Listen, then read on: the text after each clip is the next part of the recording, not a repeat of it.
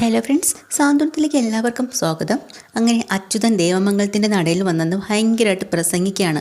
എടി ഗോമതി, നിൻ്റെ ഭർത്താവില്ലേ ആ കള്ളൻ ബാലൻ, അവനോട് ഇങ്ങോട്ട് വരാൻ പറയടി എന്നൊക്കെ പറയുന്നുണ്ട് കേട്ടോ. അപ്പോൾ ഗോമതിക്ക് ദേഷ്യം പറഞ്ഞുണ്ട്. ദേ, എന്നെ എന്ത് വേണമെങ്കിലും പറഞ്ഞോ, ഞാൻ സഹിക്കും. എൻ്റെ ബാലേട്ടനെയോ പിള്ളേരെ എന്തെങ്കിലും പറഞ്ഞാലുണ്ടല്ലോ, എന്ത് ചെയ്യോടി നീ കിടന്ന് കൂടുതൽ തിളയ്ക്കാതെടി, ഇപ്പം കാണാം എന്താ ഇവിടെ നടക്കുന്നതെന്ന് എന്നും പറഞ്ഞാണ് മിത്രയുടെ അടുത്തേക്ക് ചെന്നിട്ട് പതിയെ നമ്മുടെ ഗോമതി ബാലനെ വിളിക്കുന്ന നേരം കൊണ്ട് ഈ സ്വർണ്ണം അങ്ങോട്ട് തുറന്ന് കാണിക്കുമ്പോൾ മിത്ര ആകെ തകർന്നു പോയിട്ടോ. പണയം വയ്ക്കാൻ കൊടുത്തത് ഇയാളുടെ കയ്യിൽ എങ്ങനെ കിട്ടിയെന്നായി. അവസാനം ടെൻഷൻ കാരണം ഒരു നിവർത്തിയില്ല. പതിയെ മിത്ര അകത്തേക്ക് ചെന്നിട്ട് മീനാക്ഷിയെ ഫോൺ വിളിക്കുകയാണ് കേട്ടോ. മീനാക്ഷി വിചാരിക്കുന്നത് എന്താ, മിത്ര പൈസയായിട്ട് വെളിയിൽ വന്ന് നിൽപ്പുണ്ട്, അത് വാങ്ങാൻ ചെല്ലാന്ന്. മിത്രേ, നീ വന്നോ, നീ അവിടെ വെയിറ്റ് ചെയ്യട്ടോ, ഞാനിപ്പോൾ തന്നെ പുറത്തേക്ക് ഇറങ്ങാം എന്ന് പറയാണ്. അപ്പോൾ നമ്മുടെ മിത്ര പറഞ്ഞു, ചേച്ചി ഒരു പ്രശ്നമുണ്ട്. എന്താടി, പൈസ കിട്ടിയില്ലേ? അതൊന്നും അല്ല, ഫൈനാൻസിൽ പണയം വയ്ക്കാൻ കൊണ്ട് എൻ്റെ സ്വർണ്ണമില്ലേ, അത് ഇപ്പം ആരുടെ കയ്യിലാണെന്നറിയോ? അപ്പുറത്തിൻ്റെ കൊച്ചിൻ്റെ കയ്യിലായിരിക്കുന്നത്. ആരല്ലേ? അച്യുതൻ അങ്കിളിൻ്റെയിലോ? അതെ, അതെങ്ങനെ വന്നടി? എനിക്കറിയില്ല ചേച്ചി, അതും കൊണ്ട് ഇവിടെ കൊണ്ടുവന്ന ആകെ പ്രശ്നം. അത് തന്നെയാണോ നീ കണ്ടോ? സ്വർണ്ണം എന്നെ കാണിച്ചു, എനിക്ക് മനസ്സിലായി. അയ്യോ, ഇതിപ്പോൾ ആകെ പ്രശ്നമാവുമല്ലോ. ഞാൻ രാവിലെ പറഞ്ഞില്ലേ നിന്നോട്, ഫൈനാൻസിൽ പണയം വെക്കാൻ പോയപ്പം അപ്പം തന്നെ കാശ് തരാത്തതിന് എന്തോ പ്രശ്നമുണ്ടെന്ന്. എന്തോ ചതി അവിടെ നടന്നിട്ടുണ്ടടി, അതാണ് കാര്യം. നിന്നെ ഒറ്റയ്ക്ക് വിടണ്ടായിരുന്നു, ഞാനും കൂടെ വന്നാൽ മതിയായിരുന്നു രാവിലെ. ദൈവമേ, ഇനിയിപ്പോൾ എന്തൊക്കെ പ്രശ്നങ്ങളുണ്ടാവും, ആര്യനോട് ഇനിയിപ്പോൾ എന്ത് പറയാൻ പറ്റും എന്നും പറഞ്ഞ് മീനാക്ഷി, ഒരു കാര്യം ചെയ്, അവിടെ ഇപ്പോൾ പ്രശ്നമാണല്ലേ, ഇവിടെ വന്ന് ഭയങ്കര ബഹളമാണ് ചേച്ചി, അച്ഛൻ വരണം, അച്ഛനാണ് ഇതിനെല്ലാം പിന്നിലെന്നും പറഞ്ഞിട്ടാണ് നിൽക്കുന്നത്. ദൈവമേ, എന്തായാലും ഞാനിപ്പോൾ ഒരു ഓട്ടോ പിടിച്ച് അങ്ങോട്ട് വരാം എന്നും പറഞ്ഞ് മീനാക്ഷി പെട്ടെന്ന് തന്നെ ഓഫീസിലെ ജോലിയും കാര്യങ്ങളും ഒക്കെ കഴിഞ്ഞ് പെട്ടെന്ന് തന്നെ ഓട്ടോ പിടിച്ച് വരാണ് കേട്ടോ. ഇവിടെ നമ്മുടെ ബാലനെ തകർത്ത് ആക്ഷേപിച്ച് വയ്ക്കുകയാണ് നമ്മുടെ അനന്തനല്ല കേട്ടോ, അച്യുതൻ. അപ്പോൾ അച്യുതൻ എന്നിട്ട് വീണ്ടും മിത്രയോട് പറയാം, എടി മിത്രേ, നിനക്ക് മനസ്സിലായോടി ഞാൻ എന്തിനാ ഈ കിടന്ന് ഇവിടെ നിന്ന് തിളയ്ക്കുന്നതെന്ന് നിനക്ക് മനസ്സിലായോ? മിത്രയ്ക്ക് ഒന്നും മിണ്ടാൻ പറ്റുന്നില്ല, കാരണം മിത്ര സ്വർണം കണ്ടതാണല്ലോ. ആരിനും ഒരക്ഷരം മിണ്ടുന്നില്ല. അപ്പോൾ ഗോമതി പറയും, നിങ്ങൾ കുറേ സമയമായി ഇവിടെ കിടന്നും കൊണ്ട് വായിട്ട് അലച്ചുകൊണ്ട് വള സംസാരിക്കുന്നത്, എന്തെങ്കിലും ഉണ്ടെങ്കിൽ തുറന്നു പറയേ, അല്ലാതെ നമ്മളെന്തോ നിങ്ങളെ ചതിച്ചു എന്നും എന്തൊക്കെയോ സംഭവിച്ചു എന്നും ഇങ്ങനെ പറഞ്ഞുകൊണ്ടിരുന്നിട്ട് എന്താടി കാര്യം? എടി, നിന്നോടൊക്കെ പറഞ്ഞിട്ട് എന്താ കാര്യം? അവൻ വരട്ടെ, ബാലൻ വരട്ടെ, എന്നിട്ട് ഞാൻ കാണിച്ചു തരാം എന്നൊക്കെ ഇങ്ങനെ പറയാട്ടോ. അപ്പോൾ എന്നിട്ട് അവിടെ നിന്നുകൊണ്ട് അച്യുതൻ പറയാനാണ്, ഇതൊക്കെ കാണാൻ വേണ്ടിയിട്ട് ഇനി ഓരോരുത്തരായിട്ട് വരണമല്ലോ. അപ്പോഴാണ് മീനാക്ഷി അതാ ഓട്ടോയിൽ വരണം. മീനാക്ഷി അച്യുതനെ ഒന്ന് ചെറഞ്ഞു നോക്കിയിട്ട് നേരെ മിത്രയുടെ അടുത്തേക്ക് ചെല്ലാട്ടോ. എന്നിട്ട് അപ്പം തന്നെ ഉടനെ പറയാം, അടുത്ത ആൾ വന്നല്ലോ, ഇനിയിപ്പോൾ ഓരോരുത്തരായിട്ട് വരട്ടെ, എല്ലാവരും വന്നിട്ട് പറയാം, അതല്ലേ നല്ലത്. അപ്പം മീനാക്ഷി പതുക്കെ മിത്രയുടെ അടുത്തേക്ക് ചെന്നിട്ട്, എടി എന്താ കാര്യം? ചേച്ചി, എനിക്കൊന്നും അറിയില്ല, എൻ്റെ മുമ്പിൽ കൊണ്ട് നീ സ്വർണം കാണിച്ചു, എന്തോ ചതി നടന്നിട്ടുണ്ടെന്നാണ് തോന്നുന്നത്, എനിക്കറിയില്ല. എന്താടി നീയൊക്കെ രണ്ടും കൂടെ അവിടെ നിന്ന് കുശിക്കണമെന്നും പറഞ്ഞും കൊണ്ട് അച്യുതൻ, ഇനി എന്തൊക്കെ തന്നെ കുശി കാണിച്ചിട്ടും സംസാരിച്ചിട്ടും എന്തെങ്കിലും കള്ളം പറഞ്ഞ് രക്ഷപ്പെടാമെന്ന് വിചാരിച്ചത് നടക്കുന്ന കാര്യമല്ല മിത്രേ മോളെ. എടി മിത്രേ, നീയേ ഒരു കാര്യം ഓർത്തോ, 22 വയസ്സ് വരെ വളർത്തിയതേ ഞങ്ങളായിരുന്നു കൃഷ്ണമംഗലത്തുകാർ. അന്നൊന്നും നിൻ്റെ കയ്യിൽ ഒരു കള്ളത്തരോ ഇല്ലായിരുന്നല്ലോ. ഇപ്പം എവിടെ നിന്നടി ഈ കള്ളം പഠിച്ചത്? ഈ ബാലൻ്റെയും മക്കളുടെയും കൂടെ ചേർന്ന് നീ കള്ളിയായി അല്ലേ? ദേ കൊച്ചാ, പറയുന്നതിനൊരു അതിരുണ്ട്. എന്താടി എന്നോട് നീ ദേഷ്യം കാണിച്ചുകൊണ്ട് വരുന്നുണ്ടോ? മിണ്ടാതിരിക്കടി, നിനക്കൊക്കെ ഇനി സംസാരിക്കാൻ ഒരു വോയിസും ഇല്ല. കുറച്ച് കഴിയുമ്പോൾ ദേ ആകാശും ആനന്ദും കൂടെ വരുന്നുണ്ട്. എന്താ ഇവിടെ? എന്തിനാ മീനാക്ഷി നീ പെട്ടെന്ന് എന്നെ വിളിച്ചു വരുത്തിയത്? അടുത്ത ആളും വന്നായിരുന്നു. നിങ്ങളെല്ലാവരും കൂടെ അറിഞ്ഞുകൊണ്ടാണല്ലോ അല്ലേ? എന്തറിഞ്ഞുകൊണ്ടാണെന്ന്? അതൊക്കെ ഞാൻ പറയാം, സമയമുണ്ടല്ലോ. എന്താ മീനാക്ഷി, ഇയാളുടെ ഈ പട്ടി ഷോ കാണിക്കാൻ വേണ്ടിയിട്ടാണോ നീ ഞങ്ങളെ ഇങ്ങോട്ട് വിളിച്ചു വരുത്തിയത് എന്ന് ആകാശ്. എടാ നിർത്ത്, പട്ടി ഷോ കാണിക്കുന്നത് ഞാനല്ല, നീയൊക്കെ തന്നെയാ. ഇപ്പം ഞാൻ കാണിച്ചു തരാം.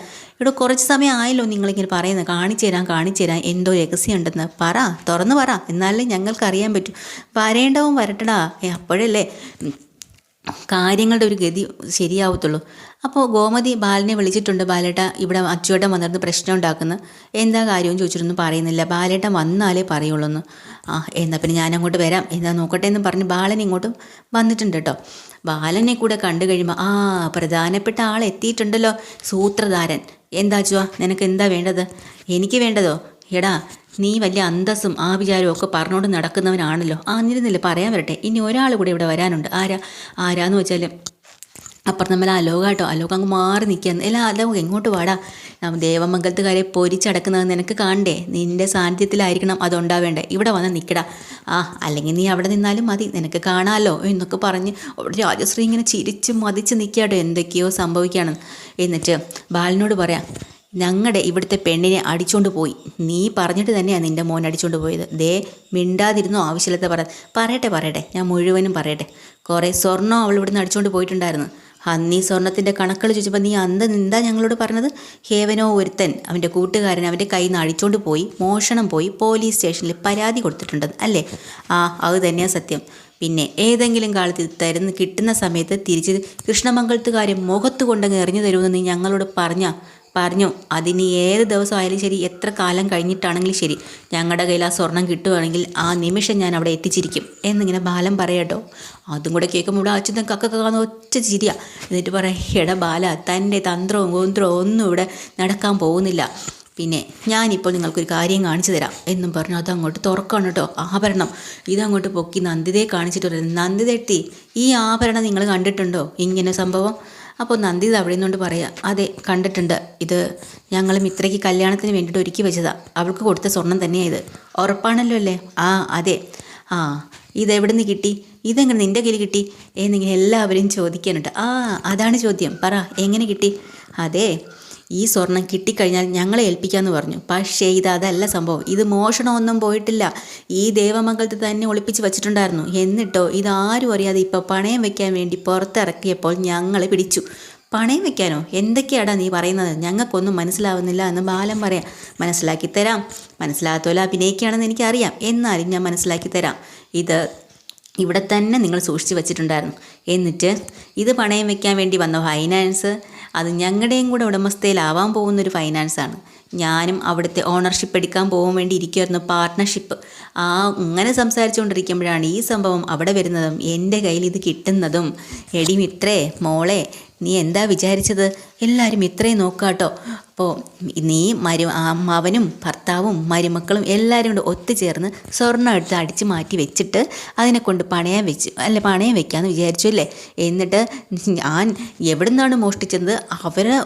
അവർക്കുള്ള ഫൈനാൻസ് ഓഫീസിൽ തന്നെ കൊണ്ട് വെക്കാനുള്ള ധൈര്യം എവിടെ നിന്നാണ് നിനക്ക് കിട്ടിയത് എന്നൊക്കെ ചോദിക്കുമ്പോൾ മിത്രയ്ക്ക് കുറച്ച് നേരം കഴിയുമ്പോൾ ദേഷ്യം വരാട്ടോ. മിത്ര ഓടി വന്നിട്ട് പറയാം, കൊച്ചിച്ച, കുറേ സമയമായി നിങ്ങളിവിടെ നിന്ന് സംസാരിക്കണം, മിണ്ടാതിരുന്നോ? ഇനി ആരെയും ഒന്നും പറയേണ്ട ആവശ്യമില്ല. നിങ്ങൾക്ക് എന്തെങ്കിലും പറയണമെങ്കിൽ എന്നെ പറഞ്ഞോ. ഈ സ്വർണം പണയം വെക്കാൻ എന്നോട് പറഞ്ഞത് ഇവിടെ ആരുമല്ല. എൻ്റെ ഇഷ്ടത്തിനാണ് ഞാൻ പണയം വെച്ചത്. എൻ്റെ സ്വന്തം ഇഷ്ടം. അത് എൻ്റെ ആവശ്യത്തിന് വേണ്ടി എൻ്റെ സ്വർണ്ണമാണിത്. അല്ലാതെ ഇവിടെ ആരും എന്നെ നിർബന്ധിച്ചിട്ടുമില്ല, ഒന്നും ചെയ്തിട്ടുമില്ല. അത് ശരി. എടി, നീ ഇതെല്ലാം ഞാനെങ്ങനെയടി വിശ്വസിക്കുന്നത്? ഇവരാരും ഒന്നും അറിഞ്ഞിട്ടില്ലെന്ന് വിശ്വസിച്ചേ പറ്റത്തുള്ളൂ. അപ്പോൾ ബാലൻ ചോദിക്കുന്നുണ്ട്, മോളെ, ഈ സ്വർണ്ണം എങ്ങനെയാണ് കിട്ടിയത്? ഇത് കളവ് പോയതല്ലേ? അത് പറ. അതാണ് ഞാനും ചോദിക്കുന്നത്. പറ, സത്യം പറ. കളവ് പോയി എന്നും പറഞ്ഞ് പോലീസ് സ്റ്റേഷനിൽ പരാതി കൊടുത്തത് നിങ്ങൾ. എന്നിട്ട് സ്വർണം ഇപ്പോൾ എവിടെ നിന്ന് കിട്ടി? ഞങ്ങൾക്കും അതാണ് അറിയേണ്ടത്. അപ്പം ആര്യനാണെങ്കിൽ അങ്ങ് ഭൂമി വളർന്ന് പോയാൽ മതി എന്ന് പറഞ്ഞ് ഇരിക്കാട്ടോ. അത്രയ്ക്ക് നാണക്കേടായിപ്പോയി. മര്യാദയ്ക്ക് മിത്രയോട് പറഞ്ഞതാ, ഇതിനെ തിരിച്ചു കൊണ്ട് കൊടുക്ക്, പണയം വെക്കരുത്, ഞങ്ങൾക്ക് വേണ്ടാന്ന്.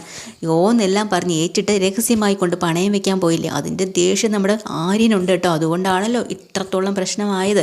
ആര്യൻ ഒരൊറ്റ അക്ഷരം മിണ്ടാതെ തല കുനിച്ച് നിൽക്കുക. ഇനിയിപ്പോൾ ആര്യനും കൂടെ കുറ്റക്കാരനാവില്ലേ അച്ഛൻ്റെ മുന്നിൽ?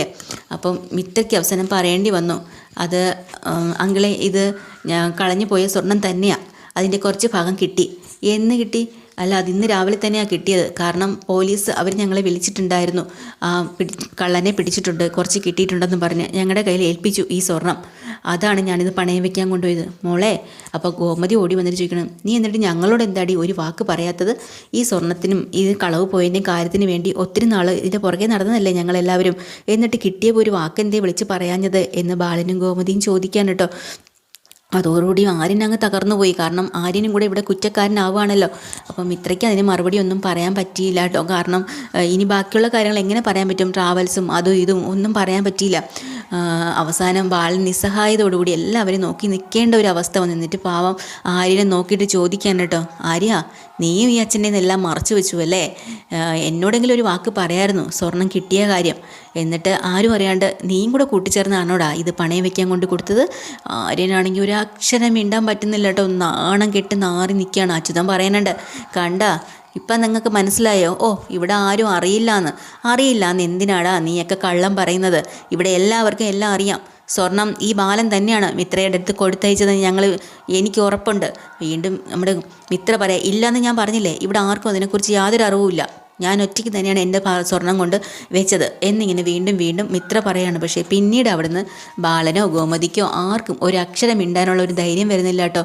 എന്തായാലും അച്യുതൻ പറയുന്നതെല്ലാം സത്യമല്ലേ, മിത്ര തെറ്റ് ചെയ്തു എന്നുള്ളത് കൊണ്ട് നമ്മുടെ ആരിനാകെ തകർന്ന് നിൽക്കാനുണ്ട് ബാലനും എല്ലാവരും. അതാണ് ഇന്നത്തെ എപ്പിസോഡിൽ. അതിനിടയ്ക്ക് ഒരു കാര്യം കൂടി പറയാൻ വിട്ടിട്ടോ. കാരണം നമ്മൾ അനന്തനെ പോലീസ് വിളിച്ചിട്ടുണ്ട്, മിത്രയുടെ അച്ഛനെ വിളിച്ചിട്ട് കാര്യം പറയാണ്. അതെ, നിങ്ങളുടെ മകളുടെ സ്വർണം പോയി എന്നും പറഞ്ഞിട്ട് അന്ന് പോലീസ് സ്റ്റേഷനിൽ പരാതി കൊടുത്തിരുന്നില്ലേ, അതിൻ്റെ ഒരു ഭാഗം ഞങ്ങളിന്ന് പിടിച്ചെടുത്ത് തിരിച്ചു കൊടുത്തിട്ടുണ്ട് കേട്ടോ. അതെയോ? അത് നിങ്ങളുടെ മകളുടെ സ്വർണം തന്നെയല്ലേ? അതെ, ഞങ്ങൾ അവൾക്ക് കൊടുത്തത് തന്നെയാണ്. എന്നാലേ പക്ഷേ ഞങ്ങളത് കൊടുത്തപ്പോൾ ആര്യം പറഞ്ഞ എന്താണെന്നറിയോ, നിങ്ങളുടെ മരുമകൻ ഈ സ്വർണ്ണം ഞങ്ങൾക്ക് വേണ്ട, നിങ്ങൾക്ക് തന്നെ തിരിച്ചു തരും എന്നാണ് പറഞ്ഞിട്ടുള്ളത്. അതുകൊണ്ട് പക്ഷേ ഞങ്ങൾക്കത് അങ്ങനെ ചെയ്യാൻ പറ്റില്ല. കാരണം പരാതി തന്നതിൽ നിങ്ങളുടെ ആരുടെയും പേരില്ല, ആരിൻ്റെയും മിത്രയുമാണ് ഞങ്ങൾക്ക് പരാതി തന്നിട്ടുള്ളത്. അതുകൊണ്ട് ആ സ്വർണം കോടതിയിൽ നിന്ന് വാങ്ങി അവരെ തന്നെ ഞങ്ങളിത് ഏൽപ്പിച്ചിട്ടുണ്ട്. അതെയോ? നല്ല കാര്യം, കുഴപ്പമില്ല. എന്തായാലും ആ പയ്യന് നല്ലൊരു മനസ്സുണ്ട് കേട്ടോ എന്നൊക്കെ ഇങ്ങനെ പോലീസ് അനന്തനോട് പറയാം. അങ്ങനെ അനന്തൻ എല്ലാ സത്യങ്ങളും അറിഞ്ഞിട്ടുണ്ട് കേട്ടോ. ഇനി അനന്തൻ്റെ ഒരു ഇടപെടലാണ് അവിടെ വരുന്നത്. ഇത്രയാണ് ഇന്നത്തെ എപ്പിസോഡിൽ. ഡീറ്റെയിൽഡ് എപ്പിസോഡിൽ വീണ്ടും വരാം. ചാനൽ ഇഷ്ടമായി ലൈക്ക് ചെയ്യുക, സബ്സ്ക്രൈബ് ചെയ്യുക. താങ്ക്